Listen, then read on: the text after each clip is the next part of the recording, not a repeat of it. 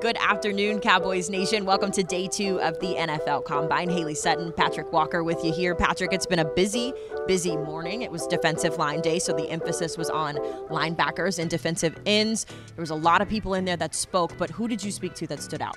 One that stood out for me was DeMarvion Overshown, fantastic edge talent out of Texas. He's a guy who the Cowboys should have a lot of interest in, obviously a homegrown guy there in Texas. So to be able to transfer that type of talent onto a defensive line that has already taken the next step to an elite level, that's something that could benefit the Cowboys. Another guy, linebacker slash edge, that shows some great versatility, Derek Hall out of Auburn. Hall has done phenomenal things in his collegiate career. That's someone that the Cowboys should also show some interest in potentially adding in the April draft. I've spent some time getting to know Derek Hall when I was working in Alabama, and one of my favorite things about him, specifically today, when he was asked what his best quality was at the NFL level, he didn't say his size, he didn't say his skill or his physicality. He said, I'm a great teammate.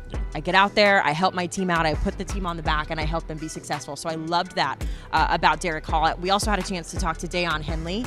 He was super impressive. He talked about his experience being a quarterback before then transferring over to being a wide receiver before finally being a linebacker. So versatility, I think, is a big thing that's really popular in this draft class this year. Now, we know kind of the stars that have stood out that have been talked about a lot, but from your perspective, who are maybe some sleepers that we should be paying attention to? You know what, this is going to please Longhorns fans because I got another Longhorn here for you, okay? Keandre Coburn, 6'2", 344 pounds of animal coming right at you from the zero tech and the one tech. That's someone that the Cowboys, I expect, are going to have a meeting with here soon over the next few weeks. But the Cowboys are looking to bolster their run defense. If for whatever reason they're not able to retain Jonathan Hankins in free agency, a guy like Coburn will be an immediate impact for them from year one.